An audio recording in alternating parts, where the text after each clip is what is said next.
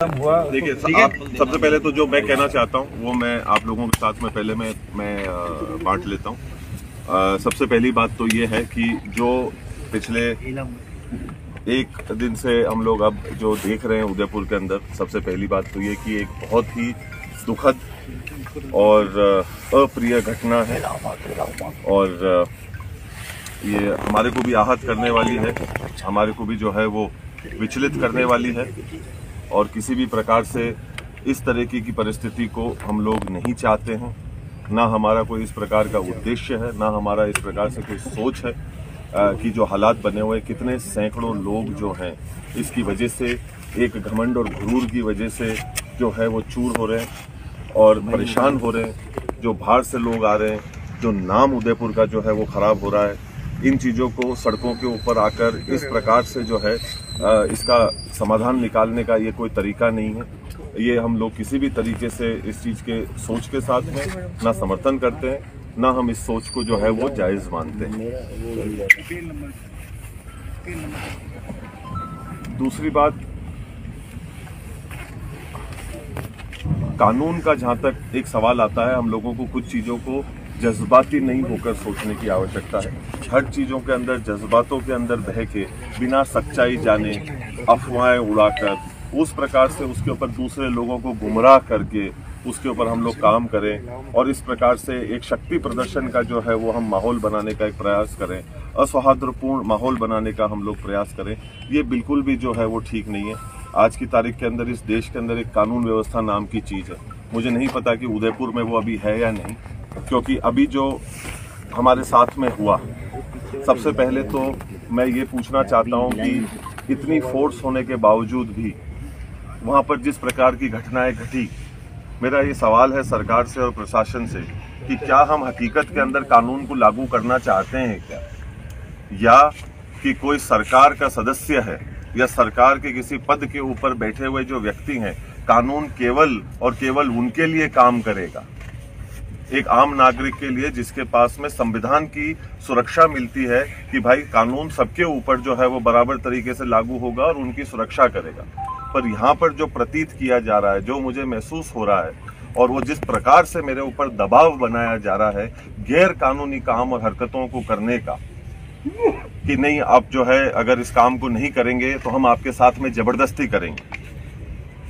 आज क्या हम लोग इस दहशत के अंदर हम लोगों को जीने की आवश्यकता है? हम लोग हमारे घर के अंदर बैठे हैं, हम लोग हमारे घर के अंदर एक कानूनी रूप से बैठे हैं। अगर किसी को भी कोई भी किसी भी प्रकार की आपत्ति हो तो वो कानून के दरवाजे, अदालत के दरवाजे कानून के माध्यम से जो है वो खटखटा सकता है, उनसे जाकर जो है वो सवाल पूछ सकता है। पर यहाँ जिस प्रकार से जो चीज हमने कल देखी और जिस प्रकार से पुलिस ने कुछ चीजों की खुली छूट दी, मतलब वो वाकई में एक निंदनीय और बहुत ही दुखदायी परिस्थिति थी। ये परिस्थिति मुझे सन 84 की याद दिलाती है, जिस प्रकार का माहौल जो है वो सन 84 के अंदर जो है वो बनाया गया था, उसी का एक रूप को कल देने का जो है एक प्रयास किया गया। क्योंकि कुछ लोग जो हैं वो सरकार के पदों के ऊपर बैठे हुए हैं, वो जैसा चाहेंगे, जिस तरफ पे सरकार को घुमाना चाहेंगे, प्रशासन को घुमाना चाहेंगे और अपने खुद के निजी फायदे के लिए कानून को किनारे करते हुए अपना जो है वो काम को और अपनी बात को जो है वो मनवाने का प्रयास करेंगे। ये कहाँ का नियम? ये देश, हमारे को पूरा विश्वास है कि कानून पे चलता है, एक व्यवस्था पे चलता है।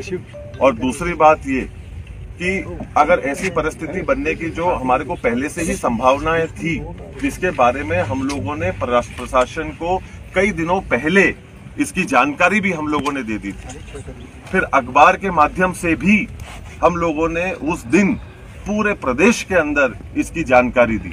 मैं ये सवाल पूछता हूं कि 144 को क्यों नहीं लागू कराया गया? और आप इतने लोगों की जानों के साथ में खेलेंगे, इस चीज का कौन जिम्मेदार है?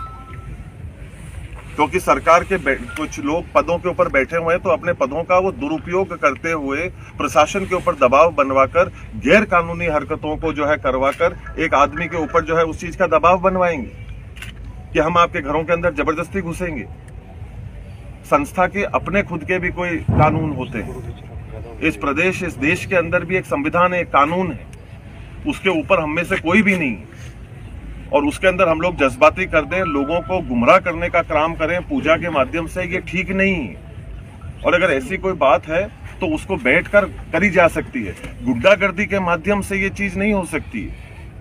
आप किसी के घर के अंदर आप प्रवेश करना चाहते हैं, मैं आप में से किसी के भी घर के अंदर अगर प्रवेश करना चाहूं तो मैं आपको बिना बताए, बिना कहे, मेरी निजी आस्था को क्या आपके घर के अंदर मैं पूरा कर सकता हूं? क्या मेरे पास में ये अधिकार है? क्या मैं आपके घर के अंदर जाना चाहता हूं और मेरे निजी अधिकार, मेरी जो निजी आस्था है, पर वो मैं आपके घर में पूरा करना चाहता हूं, और इसके बारे में ना मैं आपको बताऊंगा, ना मैं आपसे पूछूंगा, ना मैं आपको इसके चीज के बारे में बताना उचित समझूंगा।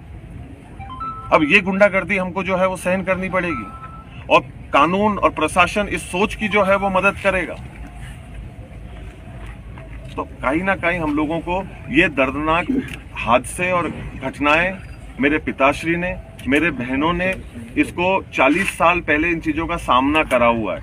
वो लोग मरते मरते बचे हैं इन चीजों को लेकर।